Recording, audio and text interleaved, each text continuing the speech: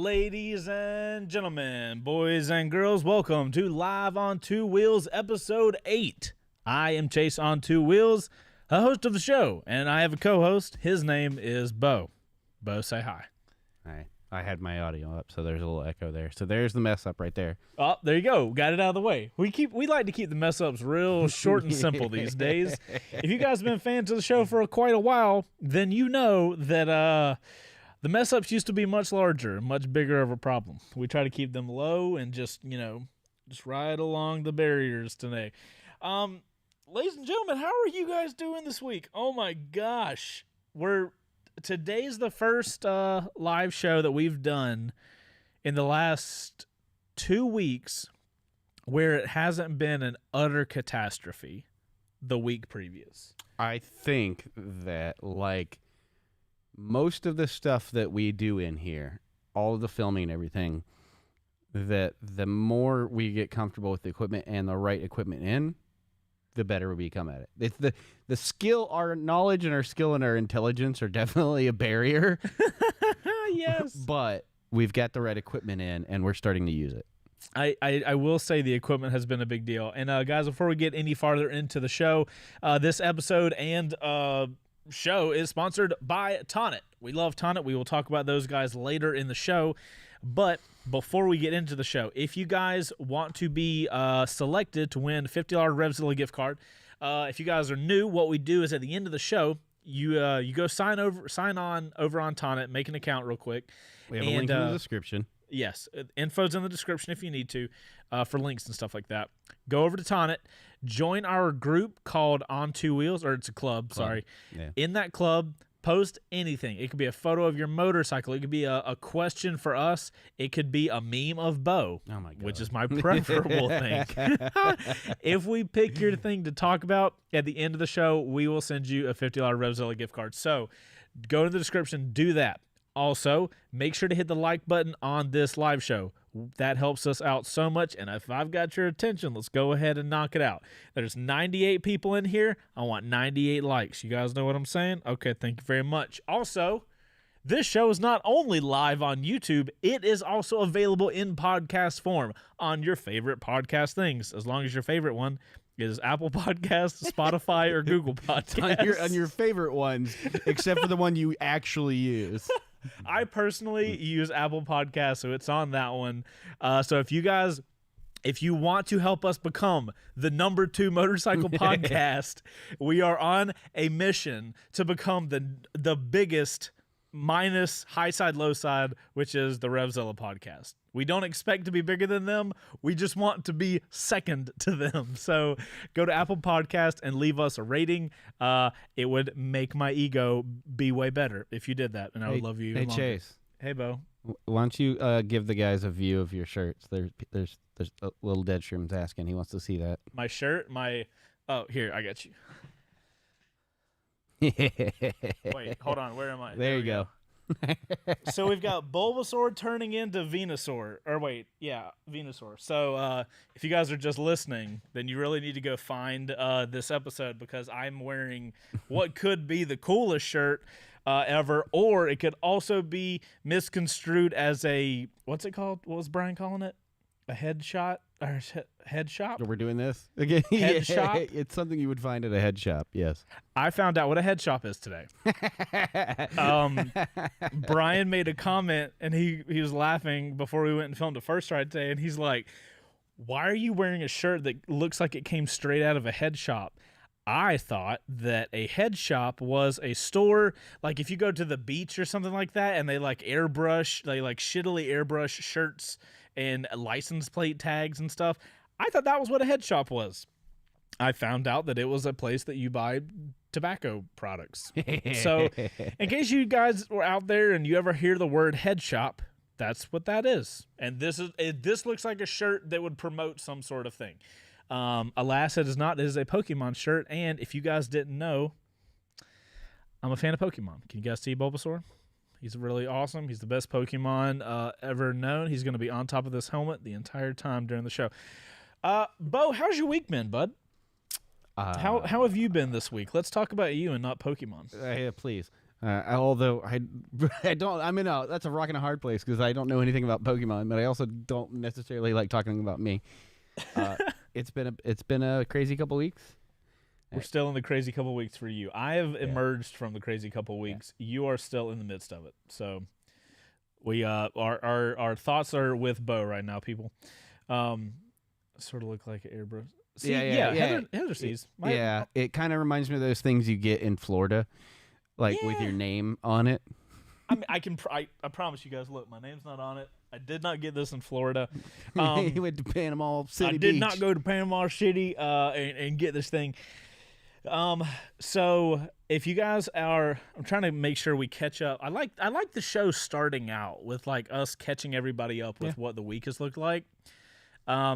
If you guys don't know, my wife and I were on vacay for the last few days. Got back on Tuesday night, and now we're back to normal. Everything is normal now. We've had our terrible week, we've had our vacation week, and now we're getting close to normality. So it's very exciting.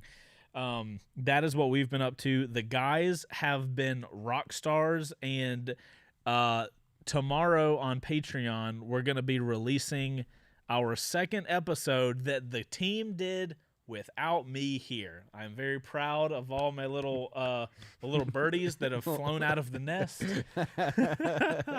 and successfully created 2 shows.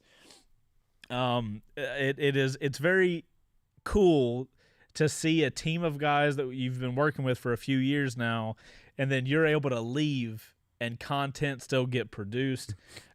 Building didn't get set on fire. The building wasn't set on fire. The cameras still work. We don't really talk about the C200 right now. It's a big cause of a lot of problems, but it's really cool to see the guys creating content. Bo's over here creating content totally on his own now, so I don't know what's going to happen with that. You guys are in for a freaking treat. What is it, Thursday next week? We have that camera review? Yeah. Oh, Bo's been having a good time. I'm in it a little bit, but Bo's taking it on. So should we let's talk about Engine Hawk real quick because right before the show, guys, and for you guys that don't know, we're going to be talking about today. Like the main topic of the show is the cruiser motorcycle market. Bo and I have been having this conversation. Like, is it super popular? Or is it dead? We got some. We have some information that kind of yes and no. Yes, the answer is yes and yes.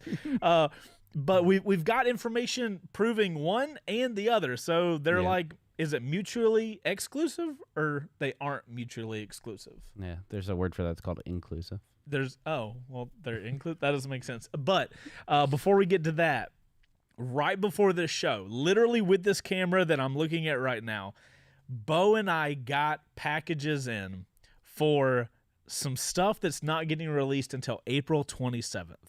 Yep. And the unboxing video that we filmed is going to somehow come out tomorrow. Bo, I am 100% looking at you to make that happen. Is that what I'm doing tomorrow? That is 100% what you're doing tomorrow. Bo had to save my butt today because I was supposed to do an edit and it was supposed to be done yesterday. And so I was like, hey, Bo, guess what you're doing today? What I was supposed to do yesterday. No. Right. So as you guys know, I am a sponsored rider rock guy. I like this helmet and I rep the brand. Yeah. I don't know what to call that. But so Ruroc makes I'm a shill of a man. So a lot of you guys ask what helmet this is on my desk. That is a Ruroc Atlas 2.0. It is the raw carbon. It has the gold shield. Love this helmet. Atlas 3.0 is coming out soon. Very excited about that. But we got boxes in for a company called Engine Hawk. 1 second. All right, can you do this? Well, my relationship with Ruroc is slightly better than Yamaha. So let's go with Let's just do it full send. So if you guys don't know, yeah, Ruroc made a second company called Engine Hawk. Their whole thing is to make motorcycle apparel look good. Yeah. So this jacket, I don't know how good you guys can still hear me. This jacket just came in the mail. Which one? What's this? What's the title Hawkeye. of this one? The Hawkeye. Hawkeye is this one. Check it out. Yeah. So we filmed the unboxing video for this, and I've had this. I've had the prototype for probably a month or two. Yeah, I've been riding in it. Been getting a ton of comments on the first drive videos because that's the most popular videos. We have a camera car looking at me. People have been asking what jacket I've been wearing. It's been the. Yep. It's been the. I've been wearing that jacket for a while. The prototype. And the real one came in today. Got the whole like regular unboxing experience. It was super awesome. And Bo's gonna edit that in the morning, and we're gonna hopefully put it out by noon. Let's. It's only an unboxing video. It's not that bad. Yeah. But super cool jacket. We've got another one that Bo has. We should have an interesting day tomorrow. We got a first ride and an unboxing coming out. So y'all pray for us because we're gonna need every bit of it. Mine's the Raptor. The one I had before is the Predator. Right. And we still have those. It's not like we got rid of them. We still have them.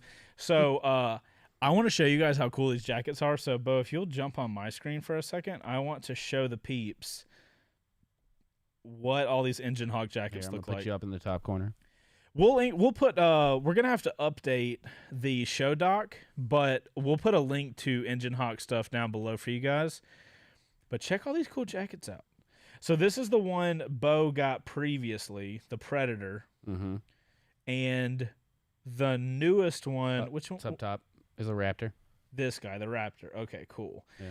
And dude, I might have to get with Ruroc and be like, hey, that 916 Inferno. I mean, that just looks like something I'd wear, right? Yeah. Yeah, I might have to get that because look how good that. Dude, I need to make my. Well, scroll down because somebody mentioned the Knucklehead, and Which ones? Oh, the two ones that I really like are the Knucklehead and the. The 50 Knucklehead's cal. got that shirt vibe. Yeah. As you the guys can 50 see, cal above it hold to the on, 50 right. cal? Yeah. Yeah, the 50 cal looks really good. Yep. As you guys can see, these do not launch until April 27th, which is like next week sometime. So you can't get them yet, but solid. It's shocking that Ruroc and now Engine Hawk can come into a game and their first product looks so good. Yeah. Like it looks so good, works so good. I'm shocked by the way they do stuff. Like when they decide to go down a path, they don't mess around. Yeah. Oh, did you notice that they have cookies and cream, which is black with white? Yep. But then they have a white on black. Cream and cookies. Oh my God, they even titled it differently. Yeah, brother. What are you talking about, man? You didn't notice that? I didn't even notice that till just now. Yeah, I dude. love it. Oh my gosh. Okay. Yeah, so if you guys are in the market for a new jacket, I know jackets, for at least for me, jackets tend to last a little longer than helmets. Yep. So if are you the same way? Yeah. So yeah, if you guys are looking for a new jacket, Engine Hawk's got some really cool stuff coming out. Yep.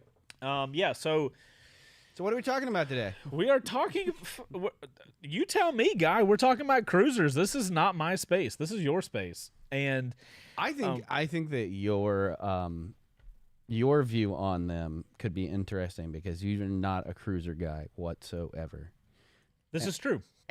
But you are a content creator with your finger on the pulse of content that is being sought after, Right. and digested. Well, so that's a good point. So guys, the spark of this conversation was, you guys know, and if you don't, we'll tell you. Generally, when it comes to here in the shop between me and Bo, it's naked bikes are kind of in the middle, and then when it goes from naked to the sport side, that's kind of my territory. And I think I would even grab onto the like adventure-y bikes. Yeah. Like I'll grab the sport and the adventure. And so I go from the naked sport to the cruiser with a dabble in like dirt. Right. So that's how we have this area separated. But, we're a motorcycle channel. We're not a sport bike channel. We're not a cruiser channel. So, it's, I don't want to say it like this, but it's part of our job to kind of like keep an eye on trends in the motorcycle market.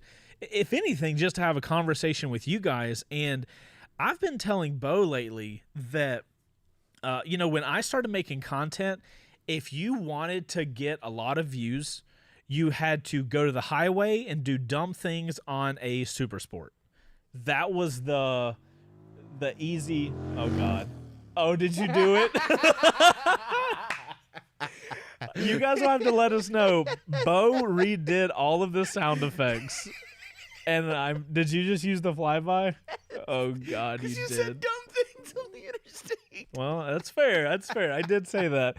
So you guys will have to let us know if you like the sound effects, because Bo, before the show, Bo was over there just like redoing every single one of them.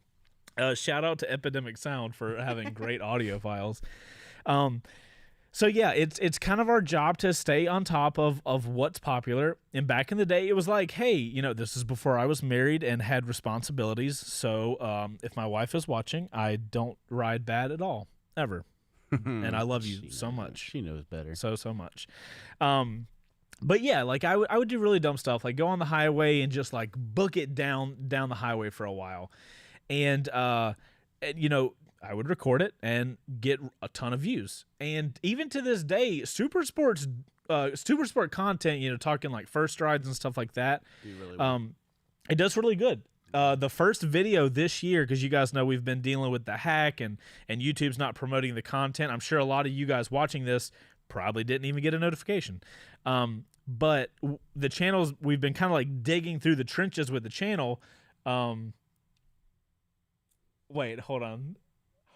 Oh, YouTube, it blocked Heather's thing. Hold on. You don't block my wife, YouTube, you piece of shit. I got you, babe. Don't worry. But yeah, so like the first video of ours that did really good this year was a Gixxer 1000 first ride video. So, but then the next biggest video. So this is what kind of brings the conversation on. Literally, like a week later, Bo had the video out of the Indian Chief. Right. He does the Indian Chief press launch, and that video is doing like right behind the Gixxer 1000 video. I think it's the perfect like juxtaposition. That is kind of where this conversation started, where of like we're used to content on this channel. Sport bikes is all day doing good. Naked bikes do good all day. Cruiser bikes, we've done content in the past about cruisers, and the videos fall flat. So Bo's video did really well. So we're like, okay, cool. Maybe this is like a one-off. And then we start looking into it, and cruiser content on YouTube does great right now. Yeah. And Bo, you watch more cruiser content than I do. Yeah. Are you noticing like the popularity, at least here on YouTube, is just going up and up every year? So I will say that if we're just looking at raw like views, like from a third party looking in, right, I don't have access to their analytics, but just looking at the bird's eye, those videos as they come out tend to gain more traction from like out of the gate. Right. Like 20, 30,000 views within the first like day or two. Right. And like sport bikes kind of tend to have like a small trickle, and then they'll hover for a little bit and they might spike or whatever. And a lot of our videos we play the long game, right? 100%. Right? All our stuff. It's yeah. like, okay, we're not expecting to get great views in the beginning. We want it to see the upward trend, and we're watching the trajectory. We're making evergreen content. Right. Like, you know, we're planting this for us later. Right. And we'll come and chop this tree down for a Christmas tree in 10 years. You know what I mean? That's a great analogy, but yes. But so like a video that we would have posted beginning of this year might get 70,000. Right. But a video from 2 years ago might be at like 1.2 mil. Right. Yeah. So it's a slow trickle. It's the long game.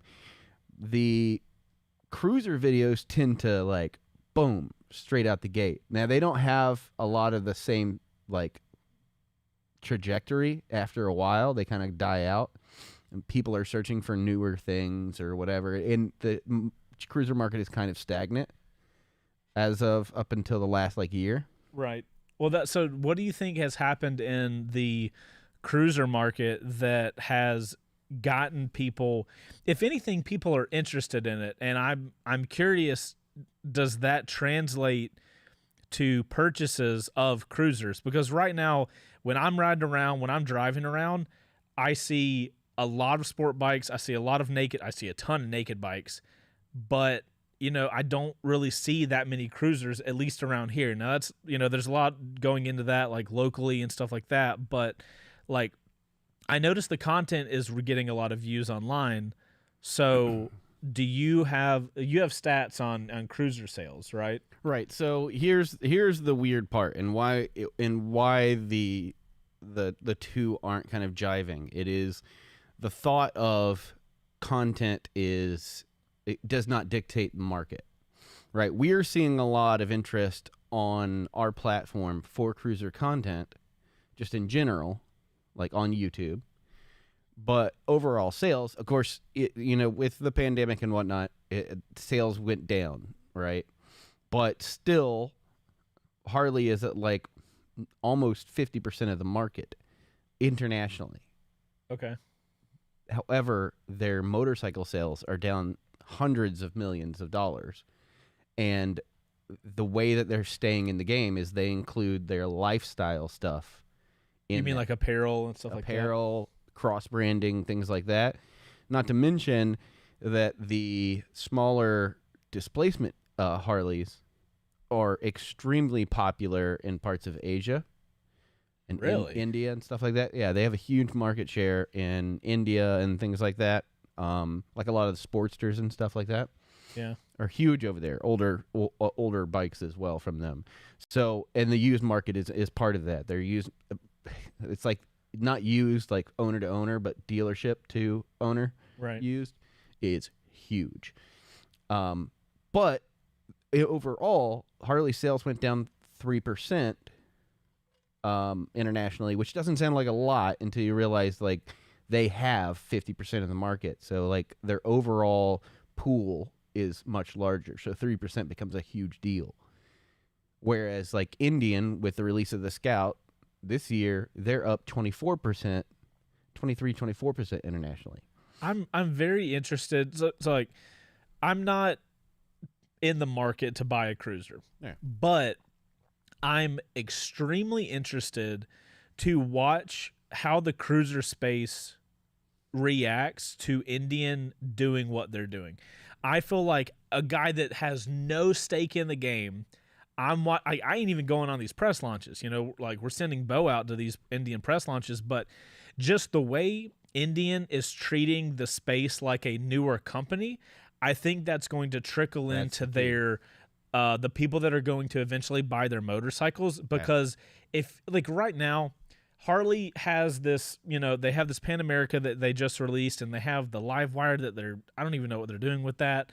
I can see Harley is trying to do stuff, but like, I feel like the bikes that they're doing are like surface level changes to a company that has built in a structure, what do you call it, where like Harley people don't want to be grouped in with motorcyclists. They want to be called Harley people, right? So that's the biggest issue, is that for the longest time, and me and Brian talked about this when I came back from the Indian trip, Harley is a name, and the name is what's sought after, and the people seeking those things out are people who are brand loyal. They want a Harley because it's a Harley. Like, they don't care about the price. These are people with retirees or people who make a lot of money. They're buying it because of the name. Some people like Harleys because they're Harleys, right? And I'm not taking that away from those people who actually enjoy it. I like Harleys. I say that wearing a Chief shirt right now. You couldn't be more Bo right now. I like Harleys. I love Harleys. And here's my Indian shirt. I honestly think the Road Glide is probably one of the nicest looking baggers that's on the market, and has been. And they have had a decade to get it just right. But the problem is that people in my age bracket and younger don't give a crap about a name. They care about value for money. Like when you look at the Trident is very popular because It has a great value. A great value for money. People don't want to spend $17,000 on something that doesn't meet the current modern needs or desires just because it has a name. And they are refusing, up until recently, to kind of address that and try to get new riders in. And Indian has done a good job because they've kind of nobody gives a I almost let one slip. Nobody gives a crap about Jason Momoa riding Harleys. Let's just be honest. Young people aren't going to buy a Harley because Aquaman is riding one. I mean, to be fair, some people will. Some really idiotic people will be like, "Oh, Aquaman." On the surface, most people aren't going to do that. At least we can hope. And what they are going to do is look at the content creators that they're watching and getting actual feedback and then deciding if the value is there for them. I do think that Indian messed up by not introducing a 106, dropping the price by like three grand, and getting people who want even more value. I do think they should have had ride command on all models because that's a huge technology kind of thing, which is enticing to younger people. But like, we talked about this before we did the show.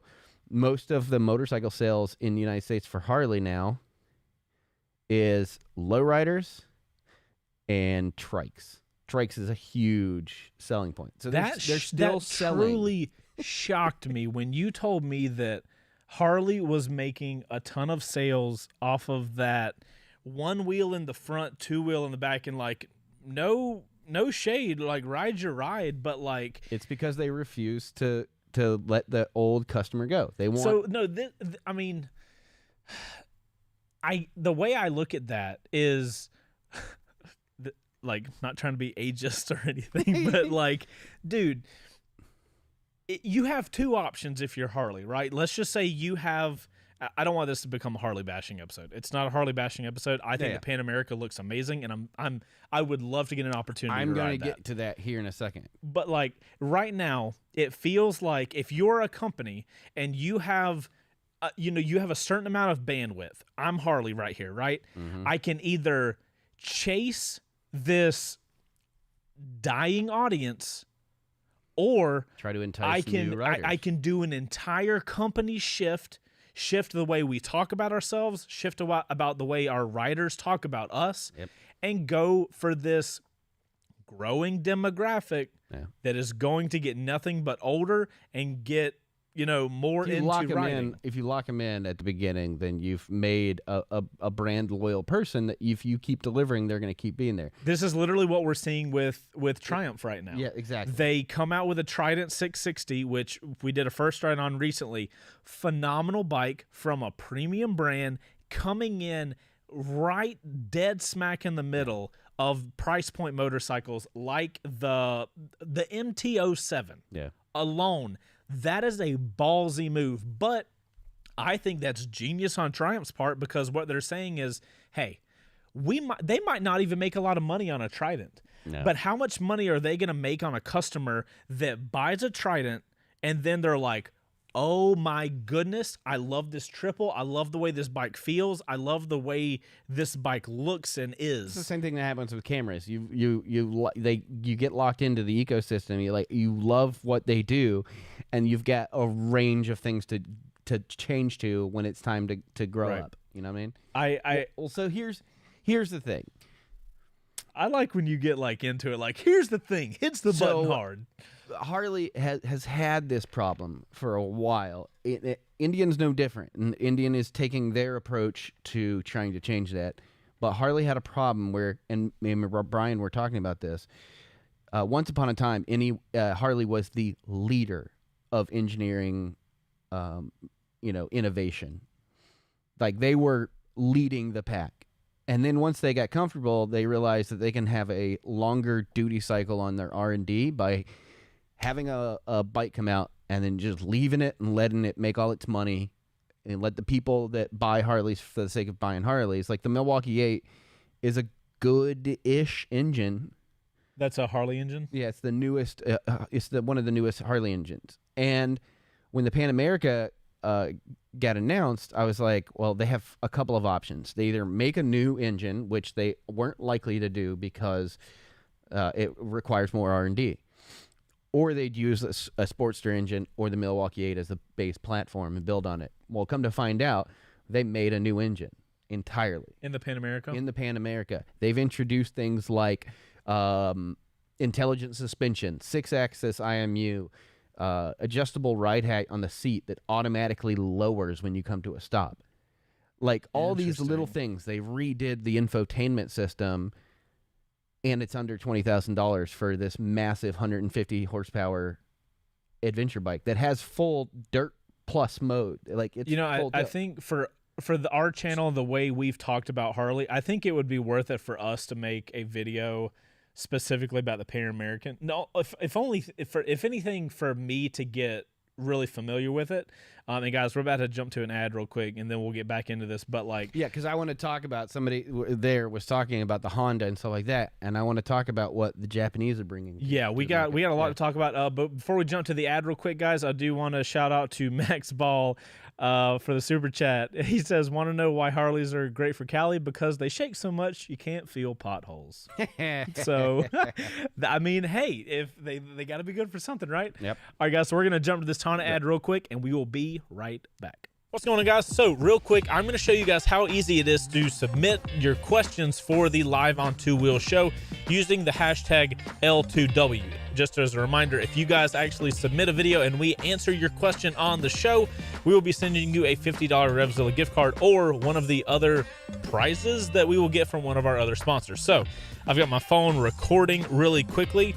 First up, we're going to go to the Live on Two Wheels Club over on Tonic. So once you get into there, you guys can see somebody submitted a video of their MT-07. We're going to hit this plus icon. We're going to hit the camera icon. Take video. At that point, we're going to be here in the app. We're going to swap places. This is me actually doing it. Hey, this is me and Chase and Bo. What is your favorite motorcycle and why? Okay. And if we say use video, and then we go into this thing and we just say, who can share this post? You can put anybody. Let's do only members. Done. And at that point, I'm going to hit a check mark. Now, I'm not going to post it because I don't want to be selected to answer my own questions, but we want you guys to submit video questions so we can show them here on the show. And that's how easy it is to do that. So we look forward to getting some of y'all's video submissions over on Tonic. And without further ado, we'll go back to the show. Thank you, Tonic, for sponsoring this show. And guys, we have a very exciting conversation with Tonic on Monday. Yeah, we have a meeting on Monday with Tonic to talk about some new stuff that app has. I don't even think we can talk about it, and I've already gotten in trouble for stuff I've talked about on this show. So I'm not going to say it. Shut your damn mouth. Just know that they've got some really cool stuff coming up. Also, babe, yes, I made sure that I did not touch Bo's computer like I did last week and ruined the ad spot. So Tonic, thank you for sponsoring the show. You guys make sure to use hashtag L2W over in our club on Two Wheels. Yep. And if we choose your thing at the end of the show, you'll get some cash over from the boys at Revzilla. Bo, you want to talk about Honda? All right. So that's a yes. Well, here's the thing. Because somebody had mentioned it. Let me find it. Jason Mitchell. They are getting in the future. My point with the Pan America was that they have decided that now is the time that they will start trying to innovate. Indian focuses a lot of their R&D on the engineering. Mm-hmm. Harley. This is based on you actually talking to the Indian people, right? And just looking at where their money is going through public record. They're two different focuses, so they are behind.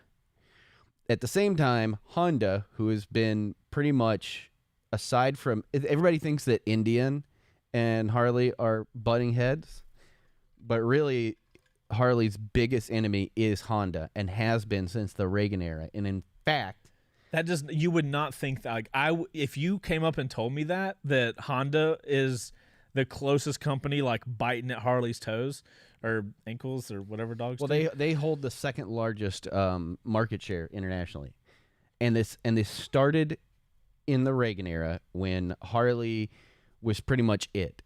Like Right. It As was- far as cruisers as go? far as motorcycles, because there wasn't like sport bikes. Like there were some Right. like standard bikes, but really what it came down to was Harley was it after the wars, and then Honda decided, and Harley basically advertised to bikers. That was it. Honda came in and started advertising more affordable bikes, and they were advertising to everyone, parents, teenagers, going to work. Like, it was a whole different vibe for who they were going. They wanted everybody to have an affordable motorcycle.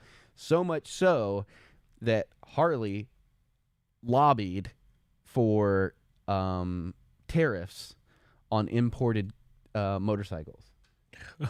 let's save our company by hurting competition. So it's exactly what they did. Why And does it feel like Harley got a market share of a group of people and just have held on to those people their entire life? Yeah, it bit them in the ass later when they started outsourcing. There was a period of time Harley was making all their stuff overseas and then assembling it here, and they were getting hurt by those tariffs. Ah, I see. So, and then somebody else brought a good point. So, like, Indian, right, has the Scout. Scout is a large portion of why Indian has done so well on an international level, because it's a very approachable yet, capable, smaller bike in the cruiser market, but it still has some cool stylings. And then you got things like the Bolt, which outperformed the Harley in the same class, the 883. Then you have the Honda Rebel, the new Honda Rebel, and now the 1100. Is it the Rebel is the one that just recently got the 1100 model Exactly put out? Okay. Yeah. And Honda being the next biggest competitor to everybody in the motorcycle market, coming out with something like that, and it's a divisive looking motorcycle, because I think the Rebel looks pretty cool. Like, so me personally, as a guy who I think represents maybe a bigger sector of motorcycle riders, the Rebel style bike is far more approachable to me as a rider. Not that I'm going to go get a cruiser, but like, if I'm going to get a cruiser, I'm not going to get one of those giant baggers. Yeah, you're looking at like the Bolt, the Suzuki S90 or whatever it is, the Honda Rebel, right? Those kind of like, and probably in that same vein, a Sportster would be something you look at from Harley, because it is the same vein it's the same style of motorcycle. Does Harley? So I'm just trying to figure out some sort of like bridge, because right now, like, coming back to the main conversation of the show, like, cruisers seem like they're dead and their sales are going down Harley's wise, and then you have Indians going up. So what's Indian versus Harley doing? But then if you are judging success or popularity by our standards over here on YouTube, then like, cruisers are doing great. Well, that's because you look at which cruisers are doing well, right? Are there specific ones, at least on YouTube, that you notice do better than others? Baggers are real hot. Really? Yep. And then anything based on performance. The Lowrider S and the Chief Dark Horse get a lot of clicks because it is a big boy engine. You're producing a lot of power for not a lot of weight. Well, something we do need to be clear about, because we're going to talk, like, we're talking about numbers, like engine sizes for bikes, and something you guys need to keep in mind when we're talking about engine classes. So am I correct in saying the Honda Rebel 1100 would be equivalent to an R6 sized engine for a cruiser? You have to look at, so the displacement in a cruiser is different, because they're usually V-twins, so they produce power differently, right? The way I understand it. So you have to look at power to weight ratio. That's a more, well, that's what I mean, though, because cruisers are heavier. I would say that it's more akin to a 500.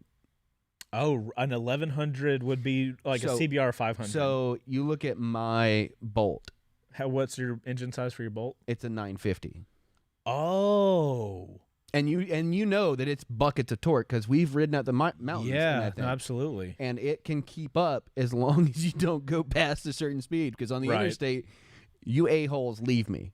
Right. Oh, well, I just want people that, because, a lot of these guys watching this might not be cruiser guys, and they might think 1100, and, there's a KTM 1290. That is why they use cubic inches more than cc's. So there's at least a distinction. Yeah. Okay. Or it's one of the reasons. There's many reasons why they do it. But you look at it's like weightlifting and stuff. Weight moves weight, right? So more displacement moves more weight. The heavier the bike, the more engine that you need to overcome the weight. So the Chief is an 1800 cc. Jesus Christ! How heavy is it though? What, 500-600? It's just under 600. No, it's like 640 or something like that, or 560. I forget. I had it because and this is compared to a Super Sport being like 400. Right. My FC6R was like 300 and something, 50 pounds, 400 pounds. Yeah, we're talking about two totally different styles of machines, and like I feel like if more cruisers, like, I get the whole bagger thing, right? Like, I understand that has a market and there's people looking for that, but tell me what cruisers are out there that are body style similar to the Honda Rebel. I look at that bike as an approachable cruiser from my side of things. Right. And I would like to see more of those, because honestly, dude, when I saw that Rebel, I think you randomly saw an article one day and you came in here, was like, there's an 1100 Rebel coming out. And I was like, and you were showing me photos of it. That looks like a motorcycle that I'd be like, you know what? I would love to ride that just to try it out. Your Bolt is an example of a bike that I would try. I would say Bolt, some Sportsters, right? Sportster is made by Harley? Harley. Okay. Yeah, same vein. The Boulevard from Suzuki. I don't know if Kawasaki's have. They have the Vulcan. Yeah, I don't know. Okay, I think so as a they cruiser guy, they may have a Vulcan 900. I have to look that up. How do you feel about the Vulcan as a cruiser guy? It's too sport bikey of an engine for me. Like, I like to lug out a motor. I like a V-twin. I like it to be just stomp on it and let it just carry through. I'll be in third gear no matter what I'm doing and just stomp on it. And I like that. You are definitely describing a V-twin, 100%. You know what I mean? Yes. Like on the Chief run, it was going up a hill. I'm in fourth gear. I hammer on it. All of the suspension lets loose, and that front wheel, if I would have been down a gear, that front wheel would that's the 1800, and that's going up a hill. Yeah. So it's like, it's a punch, and I like that grunty. I don't care about going 150. I don't care about racing people. I just like to make a lot of noise and scoot around. Like, that's what I like. I like that. Right, that's what you're in it for. And so a lot of people that get into cruisers, especially younger people, it's for that same, like, mobbing around town, just like hanging with your friends, making a lot of noise, and they're a lot of fun. And then you have the other side of that where it's like, take longer trips. Being on a cruiser is going to be, in most cases, more comfortable than on a sport bike. So it's like this weird middle ground. The Sportster class cruisers that are all sub 1,000 cc's, to me, are a load of fun. The Indian Scout, I got to ride that at a demo day. It's an amazing bike. If that bike had existed in its current form when I was looking at my Bolt, right, I'd be on an Indian Scout right now. Well, so this kind of like brings me to the thought process of, like, I can talk about people that get into motorcycling for the same reasons I did. Like, I wanted, it seemed fun, and that's what I wanted to do. And then I started riding, spent a lot of time on super sports, and then got to the point where I truly love riding, but super sports aren't as fun riding on the street because they're, like, just much harder to ride. So I'm moving towards something that's more enjoyable to ride as far as my back and my ergos that I want, but I still have that, like, punchy power that I can, like, get around traffic. That's why I think that you would love the Challenger. Well, so I that's think you would absolutely that would be the one bike, because you did really enjoy the Goldwing. yeah. So, but that's because I'm a person that has made a job out of riding different motorcycles, and I feel like one of the things that makes my first ride videos do really well is because I'm able to actually think about a motorcycle outside of myself. I can actually think of like, who would this be good for, and I'm trying to figure out like, why would somebody get into riding and go straight into cruisers versus getting into riding and going straight into something like a naked bike, like an MT-03, right? I honestly think it comes down to a couple of things. One, what are your friends riding? Yeah, so there's that factor. I'm talking Two, just personally though. Two, style, right? You like, are you like me and you like to hang your wrist on bars and like Right. make a lot of noise and go slow and look cool, whatever. And then like comfort. Like, yes, a sport bike, the MT-10 in its current configuration, you're in like total dad mode over there. It's comfortable. Yeah, 100%. But it's objectively, it's not going to be as comfortable as, say, a cruiser, which is designed to have less compression on your joints, right, than you would be used to. So, I mean, it's one of those things where like there's some subjective reasons why you'd pick it, right, and some objective reasons, but then it all boils down to, what are your friends riding? Also, like so. Like, none of who are you going to be riding with? Right. None of the stuff we're saying is right or wrong answers, Yeah, by yeah. the way. Like, I don't want you guys thinking we're trying to figure out what the right answer is. We're just more conceptualizing, like, these thought processes. Well, So it's been a light bulb moment, because it's like you've spent 10 years making certain kind of content. Right. And then now there's like this kind of parallel to the content that we make currently and what is happening in the market, and then how that's not actually affecting what's popular. So it's like this weird, like, kind of like we're going along in our train, right. and we look out the window, and suddenly the train that was passing us is now going the same way we're going. Right. Well, I mean, on top of that, though, I feel like ever since we started doing this show, I feel like I've started thinking about the motorcycles, the industry, like certain bikes, certain thought processes. Like, I feel like having these shows and having these conversations, both with me and you, and then with you guys watching and listening, like, I do feel like it's an interesting thing that we didn't have previously. You know what I mean? Like, all of our videos have to be YouTubed, so that has to be very concise and to the point. And I love the fact that we have this show so that we can, like, kind of dive deep on stuff, and, like, we might not even talk about anything important. Yeah. You know what I mean? But I love talking about stuff like this, because it's like, to me, as a cruiser rider, I'm also not your typical cruiser rider in a lot of sense. so you look like the typical cruiser rider, Right, but you but- don't act like the typical Right. cruiser rider. And I also am not brand loyal. Again, ignore the shirt. Do we need some gaff tape over there? I don't own an Indian. I just like the shirt. It's really nice, and the company's all right. Right. But like, I'll ride any motorcycle, and you can attest to this. Is like, I don't care if it's 125cc or 2000cc. Like, I can enjoy. I hate the words beginner bike, because I don't think that really exists. Yeah, I did a whole thing on my what was it, the comparison video, where it was of all the 300 cc's, and I was like, these are not beginner bikes. No. I have to call the video the beginner bike thing. Yeah.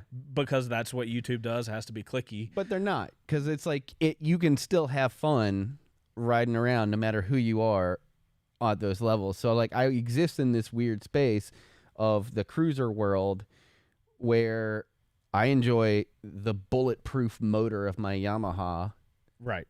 just as much as I love the stupid, dirty potato of a Harley. Well, so like hearing you talking about cruisers and just knowing how I internally feel about naked bikes at this point, I feel like the main differentiator is, like, obviously we want a bike that is comfortable to ride around and enjoyable to ride, because if it's not comfortable, you're not going to enjoy riding as much eventually, and you're going to ride less. That's just the progression of things. But the thing I'm imagining based on the way you're talking about cruisers, because I truly don't have a ton of experience on cruisers, guys. I think I've probably ridden 2 in my entire 10 plus years going on this, but I don't think a cruiser is going to be able to it's not going to be able to satisfy that part of me that my MT10 and MT07 and MT09, any naked bike or super sport would, where it scares me a little bit. And I think at least currently right now, that is something we're going to fix that. Okay. I mean, I would love to be proved wrong. I get proved wrong all the time. I'm totally okay with it.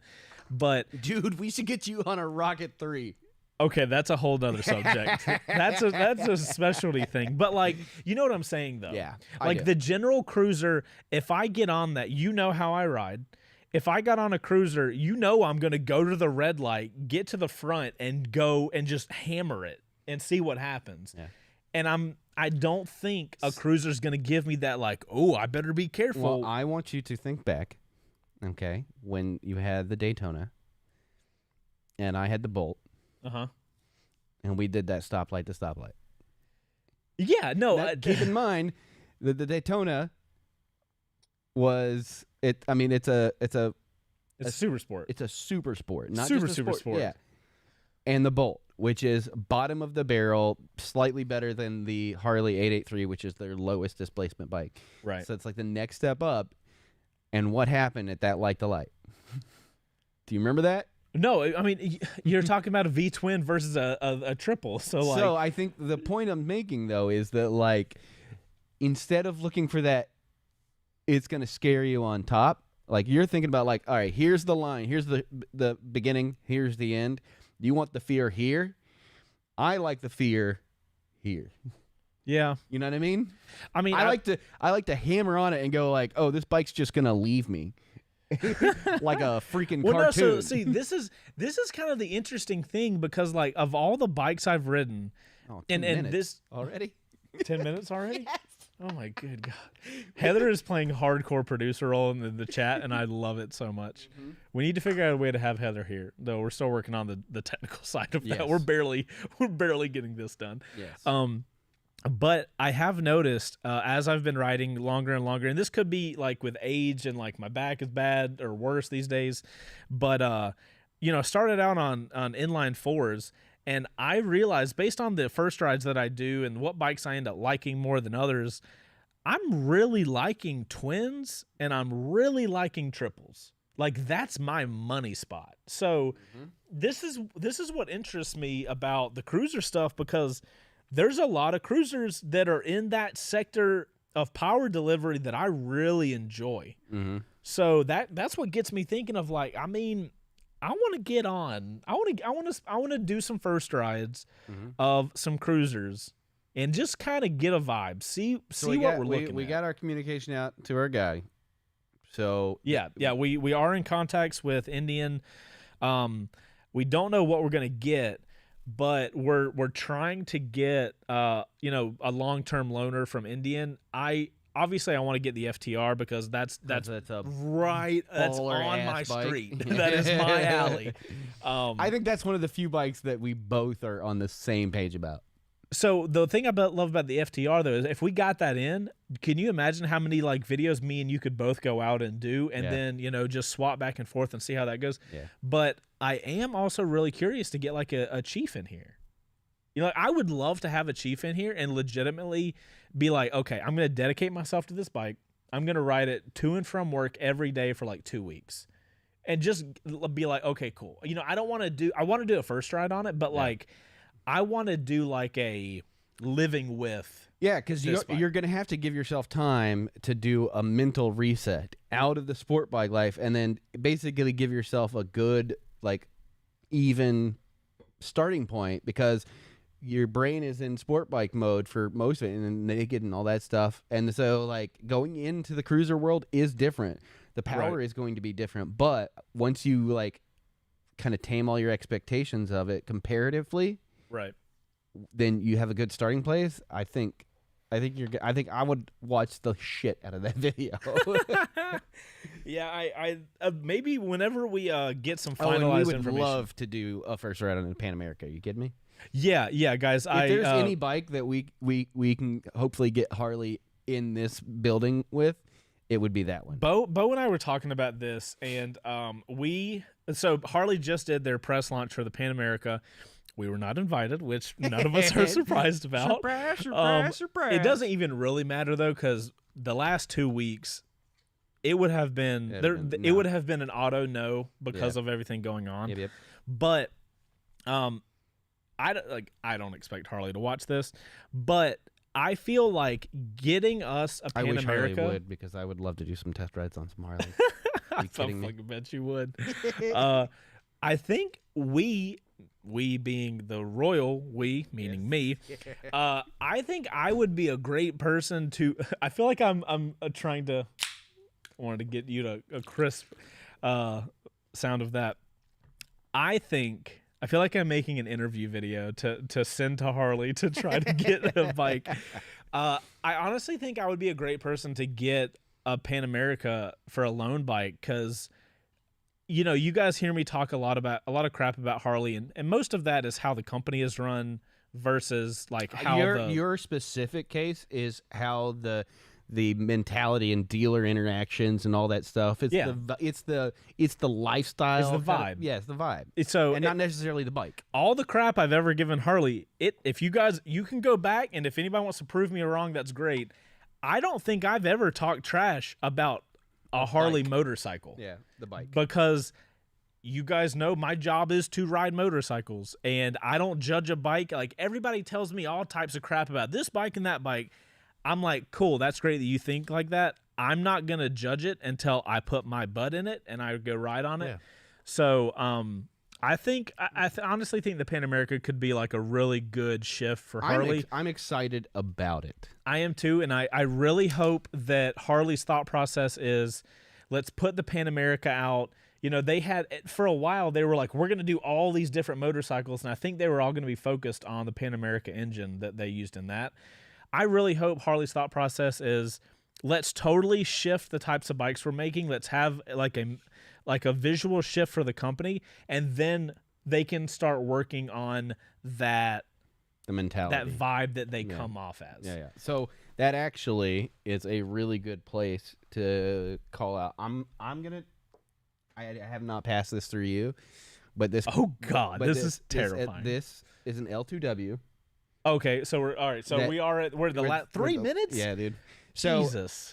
This plays into it, because this is the reason. This is like the beginning of Harley removing their head from betwixt their cheeks. Betwixt their cheeks. Because I watched that review of Blockheads that somebody was mentioning, and me and him talked about a few of the things that I think they did very right. One of those things, this comes from 5.7 Goat on Tonic. Chase is a shorter rider. Harley Davidson's adaptive ride height in the Pan America sounds amazing, and that is they have intelligent suspension and the seat height. So when you come to a stop, everything lowers so that you have more clearance to hit the ground, which is dope. There's a lot of stuff on that bike. If you haven't watched Blockhead's video, go do it, because it explains a lot of those, like the 6-axis IMU and stuff. Do you think that we will see this tech on other makes and models? Do you think it's worth the cost, complication, and weight? And I think if they're smart, they will definitely bring this into some of their more neglected bikes, because the Sportster is pretty much the only true Harley as a brand, right? Right.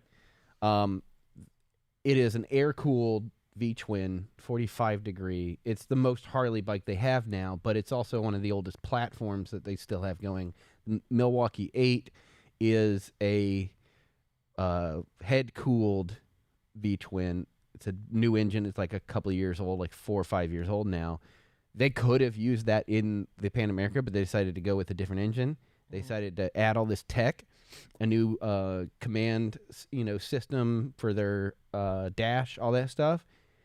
If they are on the precipice of removing their nose from their butt cheeks, this would be the most brilliant way to do it, which is to take the tech that they're putting in this, dropping it in some of their other models, bringing the price point down, because all the tech that's in that special edition for the Pan America still comes under like $20,000, which for that amount of bike and that amount of tech is a great place to be, because you can only go down from there through their lines. Yeah. Bring their price down, give people more value for their dollar, and I think they could actually bring themselves back up. Yeah, I'm excited to see what Harley does. I mean, that tech sounds cool. It sounds very Damon electric motorcycle-esque, you know? Yeah. But I mean, I based on hearing what you guys talk about Harley, I would love to see them innovate more with what they have going on. Yeah. I mean, because that only feeds into the back and forth between them and their competitors, and everybody's going to try. That's what creates awesome stuff for us to communicate. Yeah, companies fighting back and forth to add more stuff. I mean, I talk about it on my first rides all the time. You have tech in the big bike, and then that tech eventually trickles down, and I think I called it out on the Triumph video, the Trident 660. The next thing, based on seeing the Tuono 660, I think the next big thing that you're going to see in the middleweights are IMUs. Yeah. I think IMUs are about to be at that spot where they take on rider aids in general are coming down the line. Rider aids are just now hitting the middle class. The middle class will be not people, but motorcycle-wise. I think IMUs will be the next thing because, like, we talk about it here in the shop all the time. You have all the rider aids that start on the bikes that need the least rider aids. Or you should have less rider aids on a 1000 Super Sport than you do a 600. Because hypothetically, the more experience you have, the higher CC class you have. That doesn't always work out. It actually probably rarely works out, but we'll see that. And gosh, it went quick. This day was fast. We didn't even talk about the motor vlogger that we like to talk about at the end of the show. So guys, and we'll talk about him real quick. We can talk about him. We'll go over time just a little bit. Yeah, just a little bit. So real quick before we get out of here and show the motor vlogger, Max Ball again with another super chat. 1984 Ninja 900R is the best bike. I don't know anything about that, but now I'm super curious, and after the show, we're gonna have to look that up. Yeah, so I'm sure Brian is like punching. Like he'd be like, "I know this bike. Why didn't you jerks know it?" Right. Okay. So if you guys don't know, at the end of the show, we always like to talk about somebody in our market making cool content. We try to find some cool people that you guys can show some love to. We talked about Blockhead for a second, which if you guys don't know, Blockhead's channel content guy, he's one of the you the big got ones. to go check out Blockhead. Yeah. He makes phenomenal content. So I didn't even touch on Royal Enfield, and they're taking a chunk out of the market too. Hey man, we got weekly episodes. Yep. We will be back for more. But one of the smaller channels, Blockhead's got like 300K something subs, so he's a huge channel. But somebody that doesn't have as many subs but deserves some really cool stuff is Brandon. Is it Picasso? Picasso. All right, so talk about Brandon Picasso. I've got his Indian motorcycle for any rider. So video he did a video on the Indian that was because he had already ridden one. Jake the Garden Stakes in that. Oh piece. God! Oh Lord! This is terrifying. So Brandon did a video on the Chief that was not about the Chief because he had already ridden the Chief.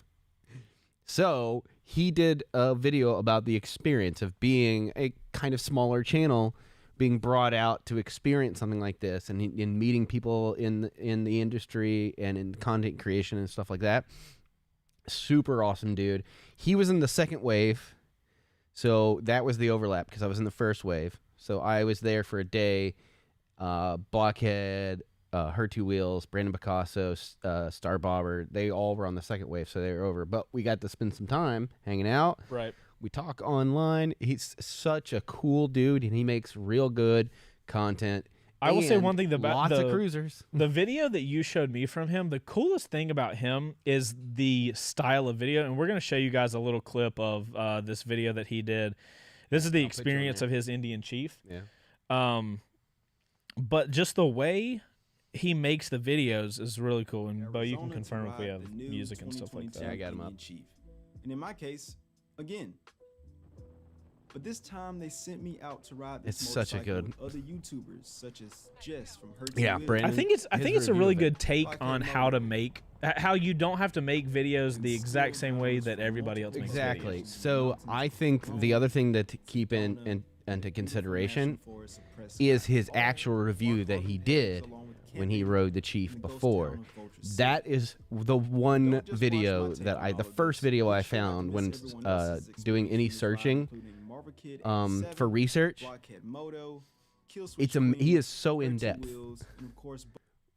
like so in depth, and he takes his time to make sure he knows what the hell he's talking about. It was such a good video. But yeah, he makes great content and deserves much more. And he's, like I said, super nice dude. He's just he's a fan and a creator. Right. And that's my favorite kind of people. Yeah, I mean, and look at this, 39 minutes. Like, there ain't a lot of people making videos like we do. 39 minutes long. Views, though, son. Right. No, this video did really well for him. Yeah. Wow, my talking just went out the window. Hey, for a Chase, second. why don't you hit that like button? Oh, nice. Yeah. Whoops. So yeah, guys, go check out Brandon Picasso. Let him know you came from hashtag L2W, so he knows where all the love came from, and check out his videos. If it's your type of thing, then subscribe and check the stuff out. Yeah. If you guys are looking for jackets, Engine Hawk, they got you up, bro. Also, if you're looking for an app to connect with your friends, don't forget Tonic. Yeah, if you're looking for an app Wait, do we have any to more? connect with your friends locally, you should download Tonic. Only if you're in the U.S., right? U.S. and Canada. U.S. and Canada currently, they are working on worldwide stuff, but stuff takes time. He said, subscribe to him, Chase. Oh, wait, am I not? No. You dingus. Oh, All right, God, I'm going to put it no. on screen so everybody can see it. It's happening. 3, 2, 1. All right, everybody with me. 3, 2, 1. Subscribe. Yay. Now I'm going to get more cruiser. This is Bo slowly creating cruiser content in my YouTube feed. Oh, God. You did a thing.